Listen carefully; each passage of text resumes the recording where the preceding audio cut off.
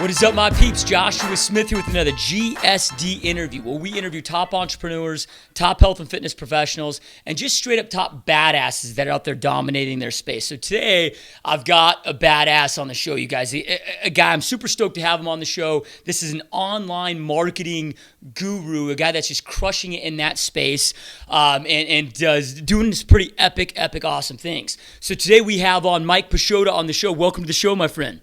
What's up? What's up? Yeah, so stoked to have you here, dude. Yeah, awesome. Yeah, I'm stoked for our listeners to learn from you, but man, I'm stoked to learn from you as well. I mean, I've been an entrepreneur for like 10 years and heavy bricks and mortar space in the real estate space.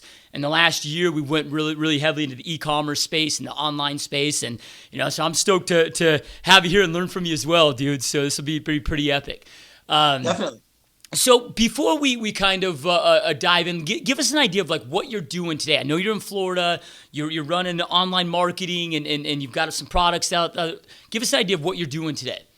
Yeah, cool, man. So, the business is marketing your purpose. We're a husband and wife team. It's me and my wife, Robin. And we mainly do like online marketing consulting, like funnel optimization for a whole spectrum of clients, from realtors, web designers, coaches, consultants, speakers, folks doing live events, that kind of thing. And along with that, my wife and I just kind of branched out and kind of decided to kind of challenge ourselves and see, our skill set. Let's apply it to something, way different than coaching and consulting. So we just started like a T-shirt biz, e-commerce, like uber political, like majorly fanatical side of it, just because we know the audience will just eat it up. And it's been fun doing it, putting it out there. The whole T-shirt game is like crazy right now. You could literally sell millions of dollars in T-shirts and never touch one. So it's cool, man. So those are kind of like what we're into right now. Yeah, no, I love it, man. You're doing some big things today. You've got some huge clients that you're out there coaching. But like most entrepreneurs, you didn't start where you are, right? So let's kind of rewind the clocks, dude, because I know you got a pretty gnarly story, pretty gnarly journey, man. So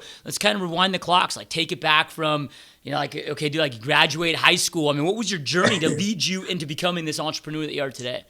Well, dude, how much time do we got, dude? I mean, shoot, I could go for ages, man. The story's crazy, man. Really, I would say, I think the entrepreneurial story starts 18, man. One night I eat like 11 Xanax bars, and you probably know as well as I do that's not a good idea, and completely black out, wake up in a jail cell, dude. No idea what happened. I got this affidavit there that says I robbed a store, man, right? So life is completely over for me. I'm 18 years old, no idea where I'm going. And I wind up, throughout that situation, they sentenced me to 10 years in prison, dude.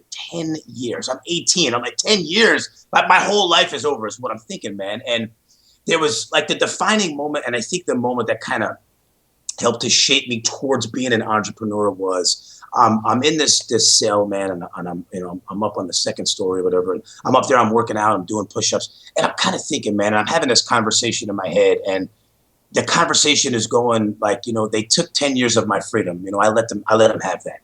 I'm not going to give them 10 years of life. And at that moment, everything changed. And the way that I did that 10 years, and I did 10 exact years, 3,650 days, no good time, none of that. And I used every moment of that time from that day forward to just shape myself, to completely change the way I thought, to learn marketing and business. I learned how to speak 5 languages and just immerse myself in spiritual development. I immersed myself in the Bible, health and fitness, personal development, get my mind right in business. And I'm actually getting ready to celebrate 6 years of being free, dude. And it's been insane. My first experience being an entrepreneur was in like 2004 in prison. Right, there was this dude that I really just admired a lot, man. He was one of these guys doing his time way different, crab in a bucket. Dudes was always hating on him. And he had learned how to speak multiple languages, right? And I just followed this. Like, dude, teach me, man. Teach me Spanish, dude. Teach me. He's like, dude, I'm not, man. Every time I try to teach somebody, they waste my time and they never learn. I was like, dude, I promise you, if you just give me just an hour a week, dude, I will learn it. And he's like, all right, you know what? I'm going to do it. So he taught me. Within like 6 or 7 months, I was completely fluent reading, writing, and other guys saw it. Like, dude, I want to learn. And instead of me just taking it, because I kind of learned from him why he wouldn't do it, I said, you know what, man?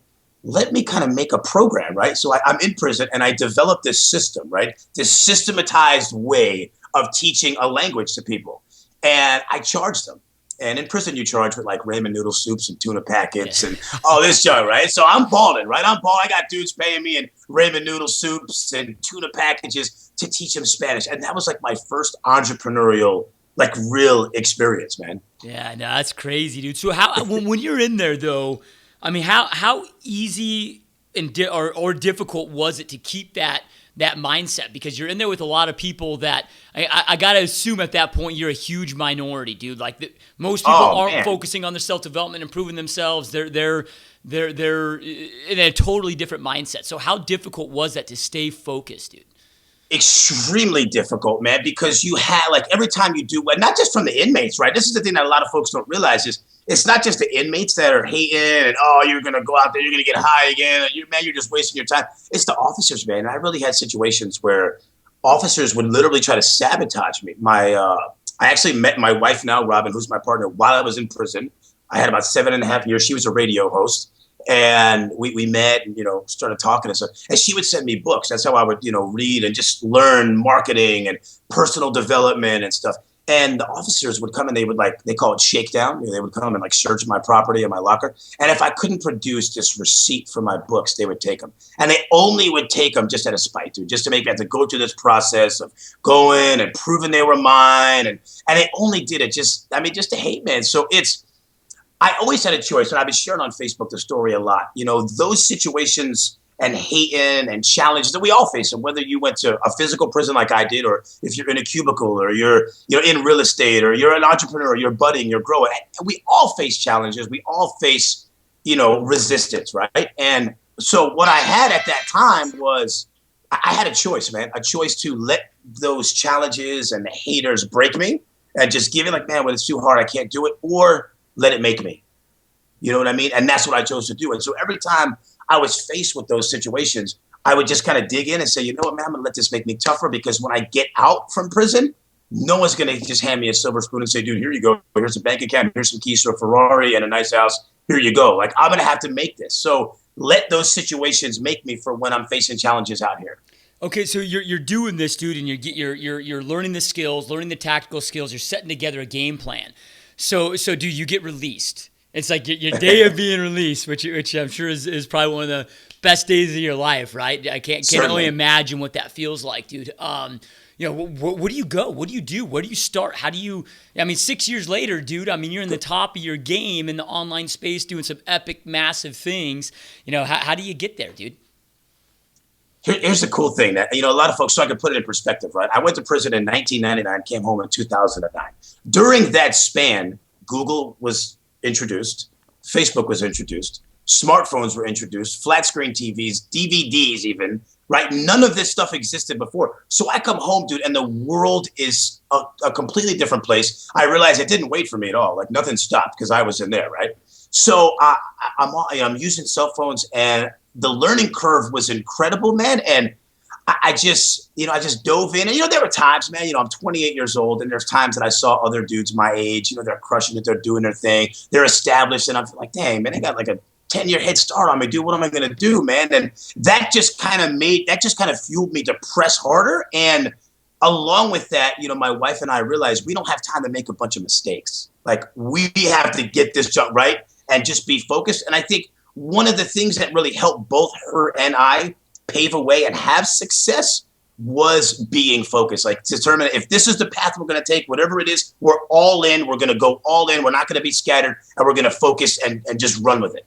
So, dude, did you try jumping back into the corporate game at all? Or did you go straight into the entrepreneur space? Or did you try to go get a job? No, I did. When I had come home, while I was in prison, my wife had a brick and mortar business locally here in Melbourne. And like right before I had come home, like 2008 was when, you were in real estate. So what happened. Everything crashed, right? Yeah. And where we lived is right near the Space Center, which at the same time, they had announced that they were getting rid of the NASA program, and, everything was economically crashing. So the business kind of folded. So I come home, and she was working at an art gallery. And I tried to get a job. I thought, well, I could speak 5 languages, this and that. And they'd interview me and they'd sit me down and they'd find out my history. And they were like, yeah, sorry, we can't hire you. So it really wasn't like I chose, like I knew in my mind I wanted to be an entrepreneur, but at the same time, I knew I had to pay bills. And my wife wound up getting fired from the art gallery because of me, because of being with an ex-inmate. The owner was like, I don't want that. So both her and I are with a ton of bills, no path, nowhere to go, not know what we're going to do. So we do what any savvy entrepreneur would do, right? And we started selling trash on Craigslist. Like literally going out, dude, on trash night, in the cold, socks on our hands, finding printers and flat screen monitors and putting that junk on Craigslist with this vision that we have to be online. We need a website. We need to just take advantage of this. Like Facebook, Twitter, we're just starting to take off. And that's what we did, dude. So okay, so you start getting this on Craigslist, getting it going. Did you keep going that path? Was that something that became pretty profitable pretty quickly? And that was no, it helped us in the moment, right? Because we didn't want jobs. Like neither her and I wanted. I haven't been employed since I'm 18, and I'm really unemployable. There's no way I could work at a 40-hour-a-week job, dude. I have massive ADHD, no ability to like concentrate on all this stuff. A boss would hate me, right? So we used the Craigslist as a tool, but like I shared earlier, focus was, I think, the thing that carried us through. We knew where we wanted to go. We knew that we wanted to build a business with massive leverage and mad freedom, because freedom is what's most valuable to me, as you can imagine, right? 10 years in prison. Freedom is really big to me. So I did want to be tied to a boss. And not only that, I knew a lot of other entrepreneurs that had only created jobs for themselves. Like you're an entrepreneur, you're self-employed, but you're still, tied to that job. So we knew that we wanted to create something that was very leveraged, very scalable, and wouldn't own us. And, we didn't know exactly how to get there, but we knew that there were certain things that we needed to do. And Craigslist kind of helped us get our first website. And then from the first website, we started kind of doing like done for you services. We'd build funnels, we'd build sites. That's how we got to know a lot of the clients that we now get to coach and consult. Now it's kind of from that path. Yeah, no, love it, dude. Love it, man. So when you talk about staying focused and raising, because one of the biggest things I see, especially for entrepreneurs when they hit a certain level, is good's the worst enemy to greatness, right? So Yeah. You go out there, you start doing good, but you get comfortable and you keep, you stop pushing, dude. And you're one of these guys that's always leveling up, that keeps it's like, hey, here's where we are now. How do we get to the next level, right? I mean, you're intense with this. What do you do, dude, to guard that focus, to stay focused? Is it are you really strict with people you hang out with, and what's your self-development? How do you hold that type of focus? Yeah, I think it's a twofold side. I think, guarding yourself, especially where I come from, because the prison is still a part of me, right? When I had come home from prison, I made a determination to not forget where I'd come from. So my wife and I still, like, we go visit inmates, and I keep contact. And a lot of times when they come home, we're here to try to help them and help them find a way. And unfortunately, a lot of them don't. So the keeping company and keeping myself around folks that are constantly leveling up in life, in marriage, in business, in the way they raise their families and stuff. So that's definitely one side. And I think the focus is, I have to give a lot of credit to my wife, man, just keeping me focused and keeping us focused. When you have kind of that partnership and we're both going the same way and we both have the same goals, when, one of us may entertain an idea or an opportunity where we're like, you know what? I don't think that's really going to get us here. Let's look at this. And I think we both can really kind of play off each other. So it's both of those things, I'd say. Yeah, no, awesome, dude. So you're going through this, you're pushing hard. You're having some epic wins, but I'm sure you're also having some, I hate calling them failures, right? Those are our best learning moments that truly define us as entrepreneurs. What would you say were some of the, top 1, 2 failures that you learned the most from, that truly defined you to the guy that you are today? Here's what I would say, dude. There was one that sticks out in my mind, dude, and I think it was a big turning point for my wife and I. It's 2011. We built a nice, comfy, 6-figure done-for-you business. We're doing sites. We're building funnels, landing pages. It's Christmas of 2011, about to be 12. My son is about 9 months old. We're vacationing in Michigan, where my parents' family is, right? And her dad is a pastor of this tiny church. And when I say tiny, think of like Hallmark Lifetime movie, right? Main Street, A-frame houses, just no internet where he lives. So every day, dude, we had to drive 30 minutes down to the church to use the internet to keep contact with clients, to do projects. And it was at that time that we realized, dude, we're not free, man. Like we're on vacation. Our son is here. We're supposed to be free and enjoying the fruits of our labor, but we're slaves. And at that time we realized, man, yeah, we built this great 6-figure business. We're comfy. Money's not a problem for us, but time is, dude. We're the only way for us to scale is to work more hours. And I think that in and of itself was kind of a failure because that's not where we wanted to be. It was kind of, where we went because we needed to go that route. And we made a determination at that moment. We said, that's it. We're firing all of our clients. We're completely changing our business model. We're going to build a new website and we're going to come out and we're going to coach, we're going to consult, and we're going to build leverage. So when you talk about building leverage, within businesses, trust equals capacity.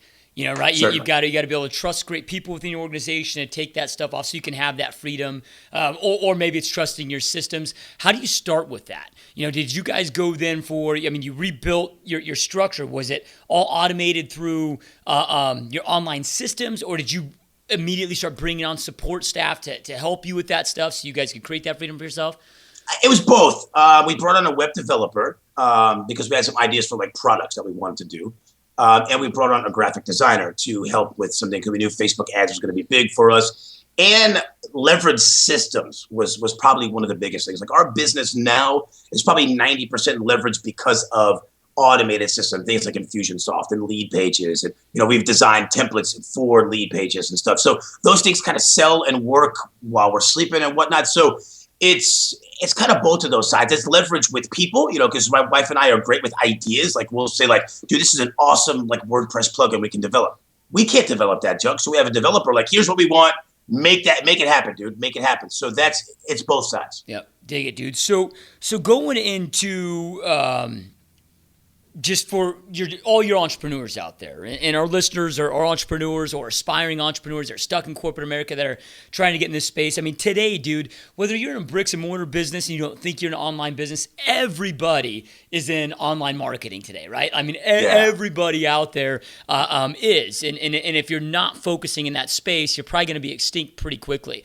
What are the maybe top 3 mistakes that you see, whether it's with coaching clients or just general entrepreneurs out there, that they're not doing, and it's one of the reasons that you see their business not taking off in the way that they want? Two main things. One, dude, is following gurus. Here's the thing that a lot of folks don't see. You'll see the Frank Kerns and whoever it is, Ryan Dyson, these folks, and a lot of folks getting started see where they are now and try to do what they're doing now. And they fail. You can't do what they're doing now. You need to do what they did when they were where you are. And that's a really big thing when clients come to us. They see, folks are doing all of this different stuff. They got all these, hot photography and websites and all of this stuff. And we try to help them focus on one specific thing. And usually it's Facebook ads. Get good with a Facebook ads to a really good funnel, to a really good offer, and perfect that, know your numbers, and scale it from there instead of trying to do all of this busy stuff. Because there's a million tools out there. There's a million things that work. Instagram works, Bing ads work, Google ads work. All of that stuff works, but it won't work for you if you're trying to do all of them at the same time.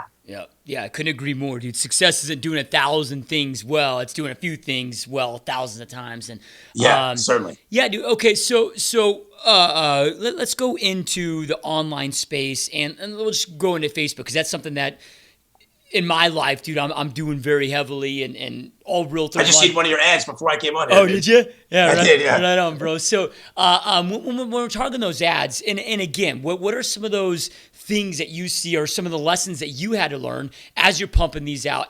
Because, dude, you make the wrong decision, you make the wrong move, it's cost you thousands and thousands of dollars. What are some of those things that you see a lot of the common mistakes that people are doing with that in that space? I think, one of the things that I see folks do is not knowing their numbers. You're just kind of a lot of times clients come to us, they're doing Facebook ads or they're wanting to get started with it. And they really don't know. They don't know how much the lead costs them. They don't know what the value of that lead is. They're kind of just spending money oh, cool, I'm getting opt-ins. But what does that really mean to them? And they have no idea. When you ask them, they're well, I don't really know what a lead means or how valuable. Well, why are you spending money then? You're just throwing money at something and you don't even know if it's valuable or if they're the right people for you. The second thing is people are not making offers immediately. Huge mistake. This is something that we teach all of our clients. We're doing a new program called Funnel Fanatics. We're launching in about a week from now. And it's one of the main things that we're going to be covering is the mistake that you're making when you don't give people the opportunity to do business with you. You know, we all of us know about lead magnets and freebies and all of that. But what the thing that I see folks leaving out about that is if someone is getting your freebie, right? If someone's searching for, you know, we'll say for your instance, you know, how to flip a house in 30 days, right? We'll just say that. Well, they're looking for a solution to a problem right now. That's why they download your freebie. Why not give them a chance when they do that to take that next step with you? Sign up for a 30-day boot camp or take your $97 product, which is a congruent solution to the thing they already were looking for. And when we help clients build these things and then what the next thing might be, they see massive opportunities there. So these are like big mistakes that people are making. So, you know, people will see where you are today. And they're like, oh, yeah, dude, I mean, you know, he's crushing it. They're killing it. They've got freedom of schedule. They're making great money, but they're traveling. They're having fun. You know, and I think a mistake a lot of entrepreneurs make is they don't understand what it took you to get here as far as the hustle, as far as the hours. They don't realize, hey, you got to sacrifice a certain period of your life. Live like nobody else so you can live the rest of your life like nobody else. You know, what did that look like for you and your wife while you guys were building this? I mean, you know, 80-hour, 100-hour work days. I mean, what was like a typical day and for how long to be able to build what you built? Just to put some perspective, especially for those aspiring entrepreneurs, just to get a grasp of how much hustle this shit really takes, dude. Well, really, you know, I would say this. This is kind of something that puts that in perspective. One of the very first clients that my wife and I got when we started doing the done for you, I was learning how to use CMSs and stuff. And the client was in Australia. So they're like a day ahead of us. Their time is completely different. And I would literally be up 12, 1, 2, 3 o'clock in the morning on email, answering email, you know, just doing stuff, 12-hour days. My wife, same thing. And that was kind of the thing. Like, you have to do that, you know, because as we look back, like, that's how we learned a lot of the skills that we know, was doing it and, you know, getting to work in the back end of a lot of people's businesses and do it. You know, you just learn that stuff, man. And so doing, you know, those 12-hour days and at the end of it, looking at you like, dude, I do not want to just keep like going this route, man. But a lot of folks don't realize, like, I kind of, you know, equated to, like, if you think about motivational speakers, right? Lots of clients have come to us and say, hey, I want to be a motivational speaker. Like, I want to get on stage and I want to motivate people. I want to be Tony Robbins. But like, you don't realize, like, Tony Robbins would wake up and say, I'm going to be Tony Robbins today. No, Tony Robbins created a life of business that made other people say, dude, teach me. I want to know what you're doing. Like, you don't just be that. Like, people kind of elect you to that position, right? So it's kind of, you know, similar to that, you know, kind of idea. Yep, dig it, dude. So what do you do today? You know, you talked about while you're in prison, man, taking your self-development to, you know, a high level. I mean, you really start focusing on what does that look like today in your world, man? Because, you know, you're either growing or dying. So, you know, I know you're still really into self-development. What does that look like to you in your world on a monthly, weekly, even on a daily basis? There's a couple of things. One, you know, I have a rigorous, you know, workout schedule 5 days a week. I got a 4-year-old that does HIIT training with me, jogs with me. I think that's a big thing for me. He kind of motivates me. Like, dude, I will literally be out there doing HIIT training, which is, you know, high intensity, like hit it hardcore and then rest. And watching him like go harder than me, dude. Like, this dude, he's 4 years old. Pull-ups, he's doing push-ups, and it drives me, dude. That side, so the workout has always been a part. I think exercise is good because it mentally keeps us strong and mentally allows us to break through, you know, and keep our minds, you know, just pressing through to different things.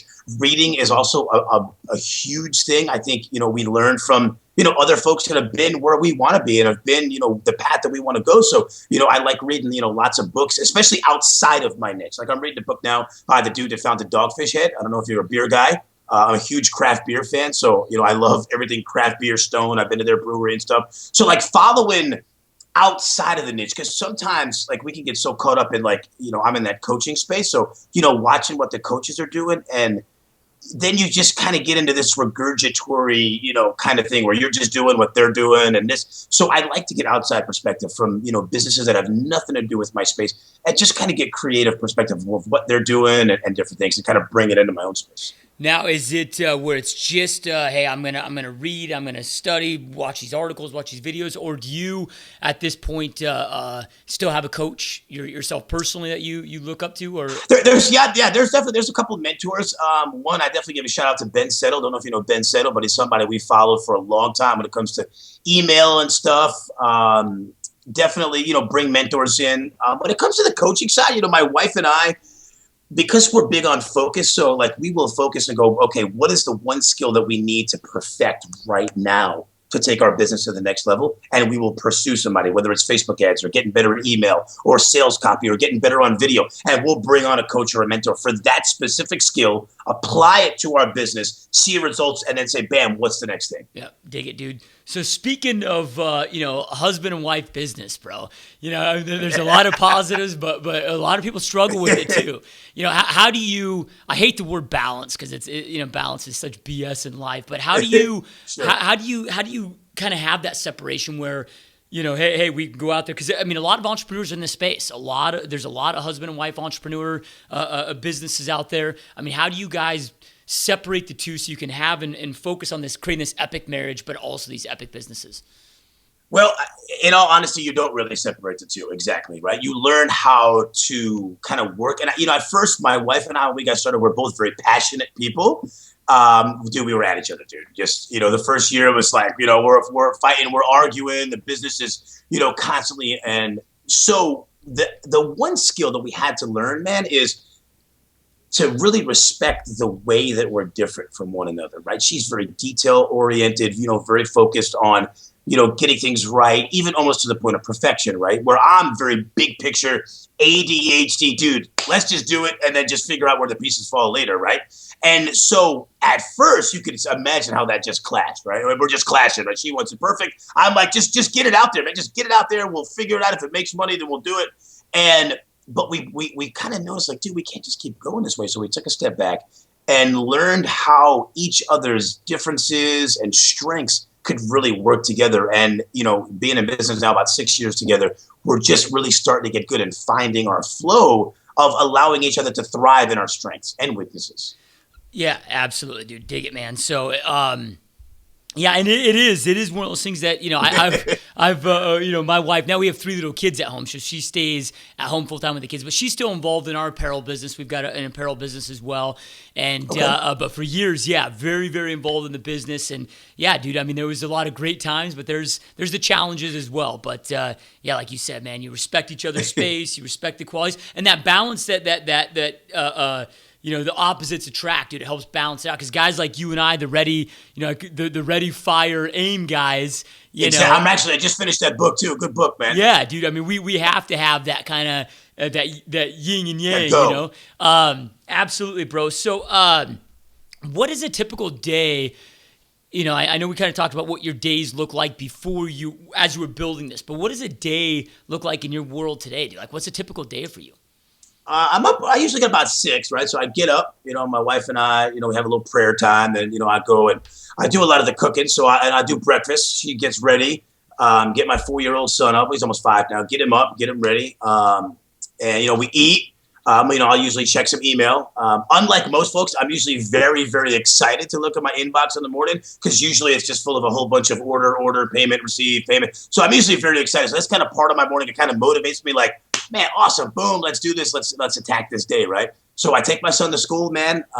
Some days I'm really big into, I have a RC airplane helicopter hobby. So some days I'll drop him off at school, go, fly for half an hour, go hit Starbucks, come home, do my workout, maybe check some more emails, see what's kind of going on in our space on Facebook. Then usually by that time, we might have a coaching call or two. Then my wife and I will kind of see, okay, what projects do we got going on? What do we need in our own business? Usually by then, dude, it's probably 2:30 or 3. I usually cook dinner 3:30. We're eating dinner by like 4, maybe do a little bit more, email, maybe another client call or something, pop in, interviews like this here and there. And then hanging out, man, hanging out with the kids and whatnot. So days now, I mean, this is 6 years later. And, a lot of guys, when they come home from prison and they hang out with me, they're like, they see like my day now and they're like, what the hell, dude? Like how? But they don't realize, and I'm glad you asked the questions like, what did 5 years ago look like? It didn't look like what it looks like now. But we knew then we want it now, right? And so, it takes some time, man, and it takes that, the sacrifices then and the finding the right thing then to be able to do what you want now, man, to be able to just up and go and do whatever you want, man. Yeah. So what is goal setting look like for you, dude? Like what is it, to ensure that you're constantly leveling up? I mean, how do you and how do you goal set? How do you and your wife goal set together to make sure that you're congruent? How often are you reviewing those goals? What does that look like for you guys in your business? We're real big on vision boards. We actually have one in the office here. So that's kind of something. So we keep things, like in front of us. And for us, there's always the monetary goal. Like if you don't have like the next level, we want to go from 50 to 100K a month or 100 to 150 a month. Like you have to have those goals. And we're constantly measuring those and seeing. That's probably something weekly that we look at. How do we get to the next level, or how do we replicate this success? And, so for us, goal setting is not just business, but family. Like I'm really big. My son is my homeboy, man. My 4-year-old son is my bud, man. We hang out, we do a lot of stuff. So a lot of the goals involve him. Like tomorrow, we're actually getting him started in hip hop dancing. He plays soccer. A big goal for me is, now that I'm really sharing the prison story, is he will be on stage with me sharing that story in the next couple of years. So that's another kind of a long-term goal. So my wife kind of, her and I kind of break them down into what's an immediate 30-day goal? Is it launching this program? Is it scaling this particular Facebook ad funnel? Is it, this? What's the 6-month goal? What's the 1 year and then 5 year? So when you guys are starting a new business or a new product, like you just decided to start a T-shirt business, right? How do you choose to jump into that space? I mean, good question. Does the demand come to you? I mean, how do you choose what to get into? This is the process we teach clients, and it's really important for everybody listening. We use what's called proof of concept, right? Like, one thing that my wife and I are geared by when it comes to marketing is marketing. All marketing, dude, is theory until real people touch it, right? We can conceptualize all this awesome, this funnel, this whole email sequence, and it's just theory, man, until people begin to interact with it and we can see what's working and what's not. So before we jump in and spend thousands of dollars on a website and product design, we will put out a concept. And so for the T-shirt, what we did is we started a Facebook page. We had a couple of nice designs done, and we just put the page in there to see what kind of response we would get from this audience. Like we thought and knew this is a fanatical audience. People are going to eat this junk up, but we didn't know that. So we put the page out there, and within about 5 weeks, we had about 21,000 likes, people sharing, going nuts about it. And we were like, yep, we've got a winner. And that's an idea that we apply to everything. Kind of put it out there small. And I would say, like, when clients come to us with coaching, like, they have a coaching product idea. We would, instead of going through creating this product, this whole program that people may not buy, we may work with them and maybe develop a very minor freebie that's kind of a very bite-sized version of that. Put it out there. Do people respond well to that? And then you can gauge and move forward before you waste 6 months developing something that nobody buys. Yep, absolutely, man. What have you had any that were some major flops that were some big learning experiences for you, dude? Of course, man. Of course. I mean, it comes with, it kind of comes with the territory. I would say, in business, probably maybe 20 to 25% of the things you do work. The other 80, 75% just does it, man. And it's just kind of part of it. So it's absolutely, I'd be lying if I said, no, everything's 100% successful, dude. Hell no. Yep. No, I dig it, man. So a couple more questions for you. But before we jump into those questions, Mike, how do people reach out to you, dude? How do our listeners find out more about you, find out more about your company? Hey, we need a website. We need some marketing help. This is your space. You own it. You dominate it. You're the go-to guy that our listeners need to be reaching out to. So how do they get a hold of you? There's two ways. Obviously, our website, which is marketingyourpurpose.com. You can go there. There's tons of resources, freebies. And another great place to find us, my wife and I have a private Facebook group called Marketing Megaminds. And you can go to marketingmegaminds.com, request to join. There's thousands of other marketers in there. My wife and I are constantly in there sharing. Folks can post questions. It's a place where my wife and I really like to use to share what's working and what's not working. Like, we'll talk about what we're currently doing, maybe some new strategies we're using, what worked about it, what didn't. Great place. If you're interested at all in anything online marketing, go to marketingmegaminds.com. Yep, absolutely. Love it, dude. Love it, man. All right, man. So you got 6 years of being this massive entrepreneur now. You've got this PhD that you've really acquired up here, right? So let's say something happened, dude, and you had to start all over. Yeah, I mean, family's good, health is good, all of that. But I mean, financially, like you just get wiped out. You're starting from scratch again. You have very little to no money but you've retained everything that you learned through all of your experiences. What are the first few things that you would do immediately to go out there and rebuild this empire that you built, knowing what you know today? I would do one of two things. I would either search the market for a really, really good product, become an affiliate, and drive massive amounts of Facebook traffic to the funnel. Or I would take what I know and do the same process that I shared with you with proof of concept. Put an idea out there, see how folks respond, and then scale and go from there. Facebook ads would be the number one thing. And for everybody listening, if you guys are not using Facebook ads, dude, you are completely missing out, man. So that would be like the place that I would start. Facebook ads to some sort of a funnel, whether it's an affiliate offer or something of my own. Yep, absolutely, dude. What's maybe your top 2 or 3 top recommended books, top recommended reads for entrepreneurs? If you're like, hey, I could only recommend these 2 or 3 books to you out of everything I've read. What are your top few, man? I would say .com Secrets, Russell Brunson. Awesome book. The book I'm reading now is called Brewing Up a Business. It's by the founder of Dogfish Head. Definitely recommend that. And you said it too early, dude. Ready, Fire, Aim. You got it. Ready, Fire, Aim is not a book you read. It's a book you study. Yep. Dig it, man. Love it, man. So, the GSD Mode podcast and what the whole purpose and point of this show is, life's brief, dude. We all have an expiration date. We're all gonna peace out of this world at some point. And as far as I know, reincarnation doesn't exist. So we have one crack at this, right? And it's so sad. So many people just live life so lackadaisically and they die with these heavy-hearted regrets. So it's really to inspire people to go out there and create that life and create that business and the life that they know they truly want and deserve. So do you have any last words of inspiration, encouragement that you'd like to share with our listeners to go out there and, dude, take that action. Go out there and create that life that you know that you want and your family deserves. I mean, above all, dude, just look at my own story, man. I went from 10 years in prison, dude, to successful entrepreneur freedom, getting to spend every waking moment with my kids when they're around. So if I was able to do it, anybody can do it, man. It's just don't make excuses. Just get out there, dude, make it happen, man. Take risks and try it. One of the things I determined way early is don't live with regret. I would rather look back and say, dude, this failed, that failed, this failed, than to look back and go, dude, what if I would have done that, man? What if I would have tried this? What if I would have done that? I would rather look back and say it all failed than say, what if I had done it? Yep. Love it, man. Love it. And to our listener base, you guys, we end every podcast with this. Information without implementation is delusion. So you heard today, right now, you guys, from one of the top cats in the online space. I mean, this is a guy that the top people in this space go get coaching from, consulting from. So get on his site, check out his products, reach out to him, but take some of the information that you learned today and implement. If you're listening to all this information without implementation, that's the start of delusion, right? So you guys implement, go out there, take action. Thank you guys for listening. And Mike, man, it was an absolute honor having you on the show, brother. Straight up, man. Thanks for having me. Yeah, you got it, man. This has been a huge honor. So you listeners, thanks for checking the show out. Thanks for listening. Have an epic day, and we'll be in touch soon.